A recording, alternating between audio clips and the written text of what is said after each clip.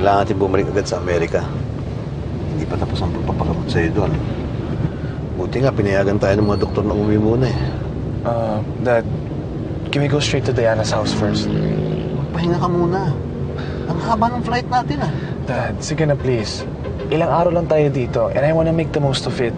Plus, if it wasn't for Diana, hindi mo naman pipilit na bumalik dito eh. Sige, sige. John, diretso ka muna sa bahay ni Diana.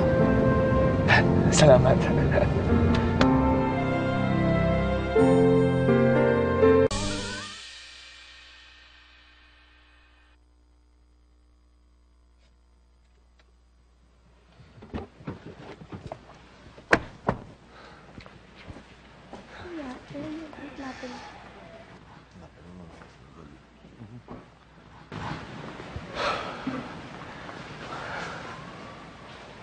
Oh, Dad, halika.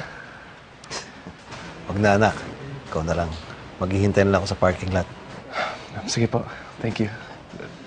Sana maging masaya pagkikita niyo ni Diana. Siguradong miss na miss ka na rin niya. Excited na nga po ako, Dad. Oh, huwag ka magpapagod, ha? May kailangan ka, tawagan mo lang ako, ha? Sige po. Sige. Good luck.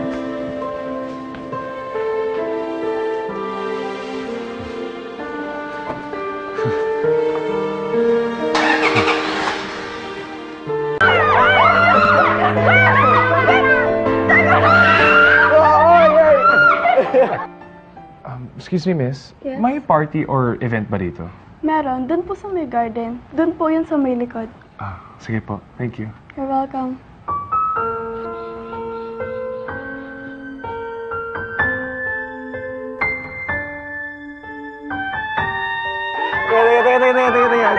Teka.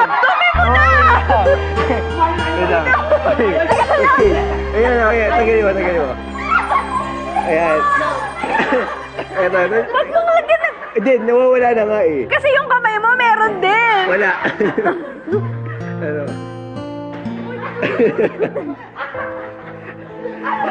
Tinutugyan mo lalo eh. Hindi nga. Hindi, yan.